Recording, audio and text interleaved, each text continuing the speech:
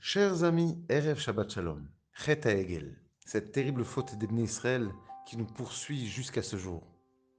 Mais arrêtons-nous sur un épisode non moins dramatique. La brisure des Luchot Abrit, des tables de la loi.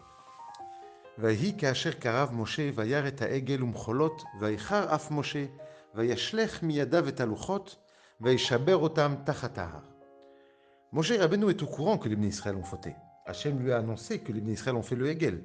Mais là, il voit le veau d'or et les danses des Bnei Israël autour, et là il décide de briser les Luchot. Quel lien a-t-il entre les danses des Bnei Israël autour du Hegel et la destruction des Luchot? Pour cela, essayons de comprendre que représentent les Luchot Abrit.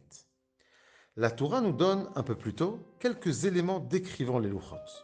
Les Luchot étaient faits de la main d'Hachem, gravés par Hachem lui-même.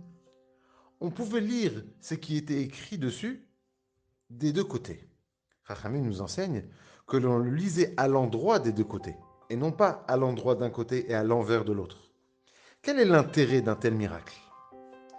Les Luchot sont appelés par la Torah les Luchot Ha'edut, littéralement les tables du témoignage. Il s'agit d'un contrat, d'alliance entre Hachem et les Bnei Israël.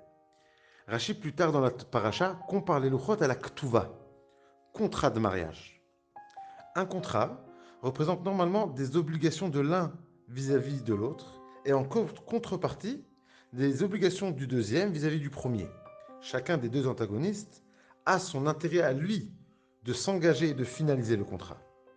Les Luchot, étant lisibles des deux côtés de la même façon, représentent le fait que dans ce contrat-là, les deux antagonistes voient l'intérêt de son contrat de la même façon. L'intérêt d'Hachem et des Bnei Israël est totalement commun. Le fait de se construire et de construire la société basée sur la parole d'Hachem est la volonté d'Hachem et la volonté des Bnei Israël. C'est pour représenter cela que dans n'importe quel angle, on voit sur les Luchot la même chose.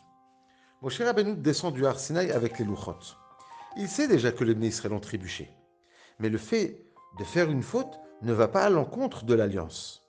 Un humain, avec ses pulsions, est susceptible de trébucher. Mais lorsqu'il voit la joie, les chants et danses des Bnei Israël dans leur Avera, il se rend compte que les Bnei Israël ne sont pas encore au niveau de cette alliance représentée par les Luchot. Ils ne sont pas encore dans l'optique de ressentir que les mitzvot sont dans leur intérêt. Ils sont encore dans une optique de contrat avec deux antagonistes ayant chacun son propre intérêt. Ils brisent donc les Luchot. La vie d'un juif n'est pas simple. On exige beaucoup de lui. Il lui faut se retenir d'un côté, agir de l'autre. Chaque pas, chaque parole, chaque réflexion.